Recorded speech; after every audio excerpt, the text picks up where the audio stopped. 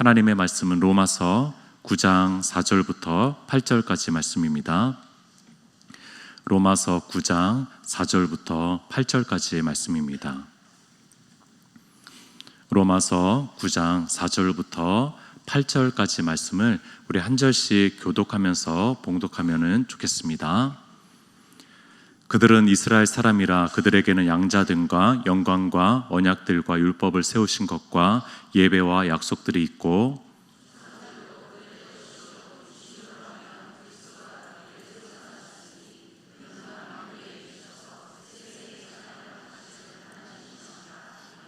그러나 하나님의 말씀이 폐하여진 것 같지 않도다. 이스라엘에게서 난 그들이 다 이스라엘이 아니요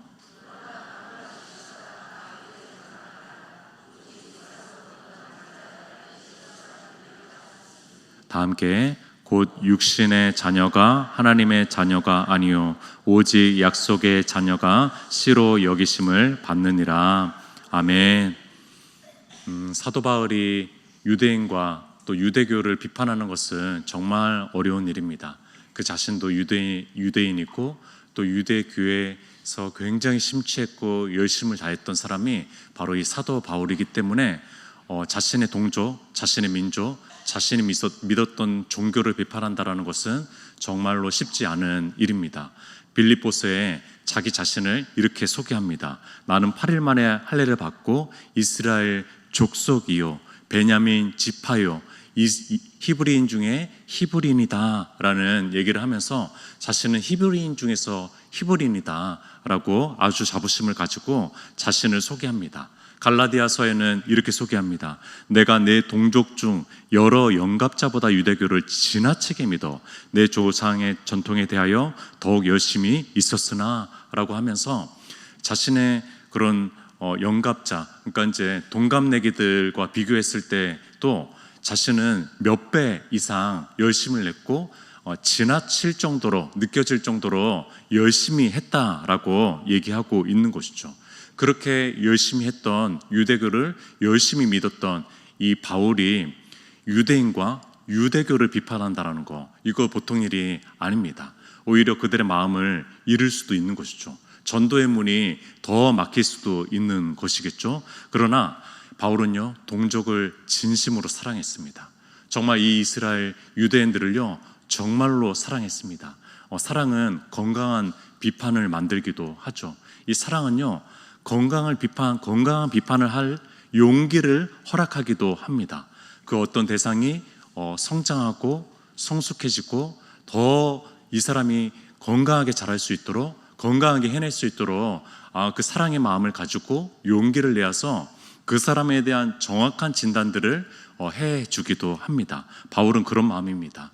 비난을 위한 어떤 비판이 아니라 정말 그들이 잘 되기 위해서, 그 동족이 정말로 잘 되기 위해서 건강한 비판을 하고 있는 것이겠죠. 이스라엘은 영광스러운 민족입니다. 그들은 하나님이 주신 은혜와 특권들을 많이 가지고 있었습니다. 그래서 그 특권들에 대해서 한 8가지 정도가 4절에 5절에 나오고 있는 것을 봅니다. 그러나 그들은요, 그 은혜와 특권적 삶을 살지 못했습니다. 그 특권을 가지고 있었지만 그 특권적 삶을 살아가지 못했습니다. 이들은 이방인 나라들의 빛이 되라, 소금이 되라 라고 하는 사명을 이루지 못했습니다. 그들은 제사장적인 나라로서의 역할들로 너희들을 내가 선택한 것이야 라고 하는 것을 망각했습니다. 그래서 그 특권만 남았지 그들의 어떤 권리가 빠져버리게 된 것이죠. 양자 됐다라고 얘기합니다. 양자 됐다라는 거, 이것은 첫 아들이 된 것이죠. 너무나 중요한 것입니다. 그것은 하나님 아버지를 드러내는 삶을 살아라고 양자를 삼으신 것이지 그냥 너희들 첫째 아들로만 머물러라 라고 하는 것이 아닙니다. 영광을 주셨다고 했습니다. 성전에 영광을 주셨습니다. 그곳에 있는 하나님을 누릴 수가 있었습니다. 그것은 그들만이 하나님을 누리라고 영광을 준 것이 아니죠. 그 영광으로 선한 영향력을 끼치라고 그 영광을 주신 것이죠. 자신들의 하나님만 모시는 그런 성전으로 머물라고 하나님께서 그렇게 주신 것이 아니었습니다. 언약을 주셨고 율법을 주셨고 예배를 주셨고 약속들을 주신 것은 하나님의 뜻에 따라서 살라라고 하는 것이지, 그래서 그 뜻이 만방에 알려지기를 원하시는 하나님의 마음이 있었던 것이지, 이 특권의식과 어떤 선민사상에 빠져서 그 역할을 수행하지 못하도록 하는 것이 아니었습니다. 그들은 책임은 없고 권리만 있었던 것이죠. 권리만 가지게 된 것입니다. 15세기의 독일의 구텐베르크가 금속 활자를 발명을 했습니다. 15세기 잘 기억하십시오. 15세기에 이 구텐베르크가 금속 활자를 발명하면서 유럽에 엄청난 영향력을 끼친 것이 바로 이 금속 활자입니다. 우리가 가지고 있는 이 스마트폰 혁명보다 더 대단했던 혁명이 바로 이 금속 활자 혁명이라고 얘기할 수가 있었습니다. 그 당시에는 아주 특권층만, 소수층만 정보를 공유할 수가 있었죠. 왜냐하면 전문 필사자가 있어야지 그 필사를 할 수 있었으니까요. 그런데 이 금속 활자는 닳지도 않는 거예요. 잘 닳지도 않아요. 그리고 몇 시간 만에 수만 장의 인쇄물을 찍어낼 수 있으니까 엄청난 영향력을 끼치게 된 거죠. 그래서 대량 인쇄물들을 인쇄하기 시작했습니다. 마틴 루터가 16세기에 종교개혁을 일으킬 수 있었던 것도 바로 이 혜택 때문에 그랬습니다. 이 금속활자 인쇄기가 없었으면 불가능했습니다. 놀랍게도요, 이 금속활자, 구텐베르크의 금속활자로 첫 번째 발행한 책이 있는데 그 책 이름이 42행 성서라고 하는 성경책입니다. 성경책을 첫 번째로 이 금속활자로 출간을 했다라는 겁니다. 당시에 성경 66권이 집 10채 가격이었다고 합니다. 그러니까 이것을 소유할 수 있는 개인은 없었고요. 이것을 소유할 수 있는 것은 교회였고, 캐톨릭 교회였고 또 수도원이었습니다. 그 정도만 이 성경 66권을 가지고 있었는데, 왜냐하면 전문 필사자들이 한 땀 한 땀 그렇게 성경을 기록해야만 남을 수 있는 것이 성경책이니까. 그러나 이 금속 활자를 통해 가지고 이제 성경책부터 먼저 인쇄가 되기 시작했다라는 것입니다. 마틴 루터가 비텐베르크 그 성당 정문에 95개 반박문을 붙이기 시작합니다. 이것이 2주 만에 30만 부가 독일 전역에 보급될 수 있었던 것은 바로 이 금속 활자로 인쇄했기 때문입니다. 그리고 2달 만에 유럽 전역으로 95개조 반박문이 뿌려지기 시작합니다. 이것이 바로 금속 활자로 인한 것이겠죠. 이 마틴 루터가 대단한 천재거든요. 이 라틴어 성경을 독일어 성경, 신약 성경을 11일 만에 번역해서 합니다. 이것이 또 출간될 수 있었던 것도 금속 활자 때문이었다라는 것입니다. 누구나 성경을 읽게 되니까 그동안은 교회가 얘기했던 교리가 100% 맞는 줄 알았어요. 이것이 진리라고 생각한 겁니다. 그러나 이것이 아니구나 라는 것을 깨닫기 시작한 것이죠. 그들이 만든 교리구나, 이것은 잘못된 교리구나 라는 것을 깨닫게 된 것이죠. 재밌는 것은요, 이 금속 활자로 캐톨릭 교회가 면죄부도 인쇄물을 만든다라는 거예요. 그러니까 이제 이 캐톨릭 교회도 면죄부를 다량으로 만들 수 있었던 것은 금속 활자가 있었다는 것이죠. 그러니까 이 기술이라는 것은 선하게도 활용될 수도 있지만 악하게도 활용될 수 있는 것이 기술이라는 겁니다. 그런데 그거 아십니까? 세계 최초의 금속 활자는요, 우리나라 것이었습니다. 아실 거예요. 이제 역사책을 한번 생각해 보십시오. 우리가 배웠던 역사를 한번 생각해 보십시오. 우리나라는요 1200년대 전반기에 금속 활자를 이미 발명을 했습니다. 그래서 가장 현존하는 금속 활자 본 책은요 1377년 청주 흥덕사에서 인쇄한, 이제 들으시면은 기억나실 것입니다. 직지 심체 요절 기억나시죠? 직지라고도 얘기하는 그것이 가장 지금 현존하는 금속 활자로 인쇄된 책입니다. 그 책이 지금 프랑스 국립관에 지금 소장되어 있는 것으로 알고 있는데, 그러나 우리나라가 발명한 이 금속 활자는 이 구텐베르크의 금속 활자랑 용도가 달랐습니다. 이것은요 절대로 대량의 책들을 인쇄하지 않았습니다. 그럴 마음도 없었습니다. 이것은 아주 소수 특권층만을 위한, 양반들만을 위한 그런 금속 활자로 인쇄물을 만드는 그런 용도로만 사용하게 됐습니다. 전혀 대중들을 위한 인쇄는 하나도 없었습니다. 그렇기 때문에 공공의 유익을 위해서 전혀 쓰임받지 못한 것이겠죠. 구텐베르크의 금속 활자는 전 세계를 바꾸게 됐죠. 놀라운 혁명을 일으켰습니다. 그러나 우리나라의 금속 활자는 역사책에 남아있는 박제화된 그런 하나의 기술법이 됐습니다. 아무도 기억하지 못합니다. 우리에게 아무 영향력을 끼치지 못했습니다. 그것은 양반들만을 위한, 특권층들만을 위한 기술력이 됐다는 것입니다. 우리에게 아무리 좋은 재능이 있고 아무리 좋은 달란트가 있어도 그것이 다른 사람을 위해서 또 공공의 유익을 위해서 쓰임받지 못한다면요, 그거는 창조 원리에 전혀 맞지가 않는 것입니다. 그렇게 우리가 그렇게 태어난 존재가 아니다라는 것입니다. 이스라엘은 엄청난 특권을 제대로 활용하지 못했습니다. 낭비한 것입니다. 그들은 낭비했습니다. 이 은혜와 특권들을 낭비했다라는 겁니다. 그 은혜와 영광의 의미들을 상실해 버린 것입니다. 그래서 그곳에 심취해서 눈이 가리워져서 온 세상의 주인으로 오신 주님을 보지도 못한 것이죠. 그것에 그냥 심취에만 있어서 그것이 가리키고 있는 예수 그리스도를 보지 못한 것입니다. 그들은 결국에 사명에 실패한 민족이 되어 버렸습니다.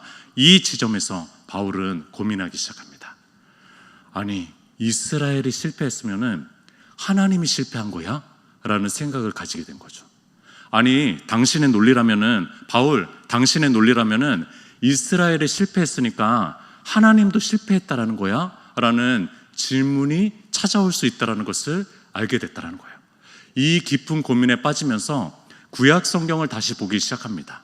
그러면서 이 구약 성경을 다시 이해하기 시작하고 이제 언약이라는 것이 눈에 들어오기 시작하는 것이죠. 이것이 약속이라는 것, 하나님의 약속이라는 것이 눈에 들어오기 시작한 겁니다. 이것이 구속사적으로 이해되기 시작하는 것이 이제 바울의 눈이었습니다. 그러면서 6절에 이렇게 얘기합니다. 그러나 하나님의 말씀이 폐하여진 것 같지 않도다 라고 얘기합니다. 이거는 추측성으로 문장을 이렇게 기록했지만 그런 것이 아닙니다. 바울은 확실히 있게 얘기하는 건데, 이스라엘은 실패했어도 하나님은 실패한 것이 아닙니다. 하나님의 말씀은 폐하여진 것이 아닙니다. 하나님의 약속은 중단되거나 폐하여지거나 멈춰진 적이 단 한 번도 없습니다 라고 얘기하는 것입니다. 오히려 이 이스라엘의 실패를 통해 가지고 하나님의 뜻이 더 생생하게 드러나는 것인데, 6절 중간 부분에 이스라엘에게서 난 그들이 다 이스라엘이 아니요 라는 것을 명명백백하게 알게 됐다는 겁니다. 더 생생하게 알게 됐다는 거예요. 이스라엘 실패를 통해 가지고 하나님의 뜻을 더 잘 알게 된 것이 바로 바울이 깨달은 이 유대 민족, 이스라엘 민족의 실패의 과정이었다는 것입니다. 바울도 유대인이잖아요. 자신이 선택받은 민족이라고 생각했습니다. 혈통적 이스라엘이라고 생각했습니다. 그러나 자신이 무너진 거예요. 주님의 영광의 비단에서, 구원의 비단에서 자신이 무너진 것입니다. 그러니까 혈통적으로 하나님의 백성이 될 수 없는 거구나. 그것이 하나님의 뜻이 아니었구나. 언약이라고 하는 이 씨앗이 정말 중요한 것이구나 라는 것을 깨닫게 되는 것이죠. 8절에 보겠습니다. 곧 육신의 자녀가 하나님의 자녀가 아니요 오직 약속의 자녀가 씨로 여기심을 받느니라 라고 얘기합니다. 육적인 이스라엘, 혈통적 이스라엘이 아니라 그것이 그냥 자연스럽게 가동된 하나님의 백성들이 아니라는 거죠.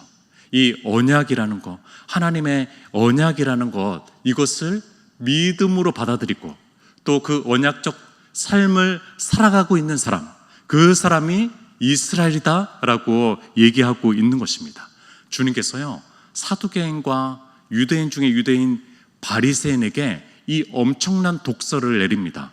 독사의 자식들아, 누가 너희를 가르쳐 임박한 진노를 피하라 하더나 그러므로 회개에 합당한 열매를 맺고 속으로 아브라함이 우리 조상이라 생각하지 말라. 내가 너희에게 이르노니 하나님이 능히 이 돌들로도 아브라함의 자손이 되게 하시리라. 엄청난 충격이었을 것입니다. 이런 얘기입니다.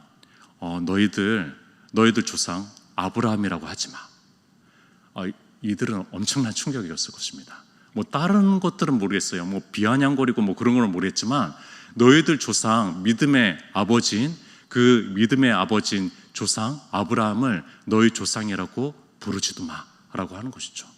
너무나 비수처럼 꽂힌 얘기고 이 돌들 주위에 그 많은 돌들로도 아브라함의 자손이 되게 할 거야.